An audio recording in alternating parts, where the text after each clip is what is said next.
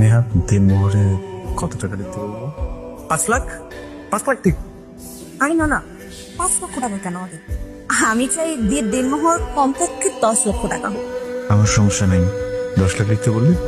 আবে, নেহা আমার একমাত্র বেস্ট ফ্রেন্ড, ও কিন্তু লাখে একজন। তুই চাইলে দেনমোহরকে কিন্তু একটু বাড়িয়ে দিতে পারিস। আমাকে একটু কথা বলতে দিবি তোরা? সবাই একটু চুপ থাক।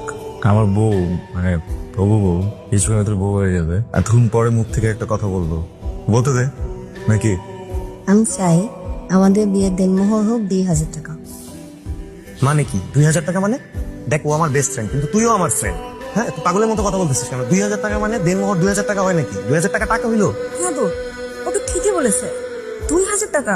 এসব তুই কি বলছিস? নেহা, আমি কি কোনো ভুল করছি? কেন এইটা বলতেছো? আমি তোমার ভালোবাসার মানুষ, কিন্তু আমি তো মানতে পারছি না। মেনে নিতেই হবে। দেখো, আমি জানি তোমার চাকরি হয়েছে, কিন্তু তুমি তখনও জয়েন করোনি। আর আমি জানি তোমার তখন শেষ যাবে না। আর ধরো চলে গেলা, তুই দেনমোহরে 50 লক্ষ টাকা দিয়ে আমি কি করবো? 1 কোটি টাকাও যদি দেনমোহর দাও, ওতে দিয়ে আমার কি হবে? আমার কষ্ট তুমি ভুলাতে পারবে?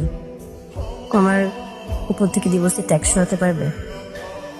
টাকা দিতে পারলে না, সংসার করতে হলো, তখন কি সুখের সংসার হবে? যাই হোক, শুধু 2,000 টাকা দেনমোহর না, সাথে একটা প্রমিস তো চাই। কি প্রমিস? প্রতিদিন 5 ওয়াক্ত নামাজ আদায় করতে হবে। আমাদের সম্পর্ক তথাকথিত সম্পর্কের মতো না, আমরা বন্ধু ছিলাম। 3 মাসেই আমি তোমাকে বিয়ে প্রস্তাব দিই। আমি চাইনি যে তথাকথিত সম্পর্কের মতো আমাদেরটা হোক। অনেক কিছুই হয়ে যেতে পারতো, অনেক গুণা হয়ে যেতে পারতো, আমার সেটা হতে দিইনি। তুমি অনেক ভালো মানুষ। কি পারবে প্রমিস করতে? ইনশাল্লাহ পারবো।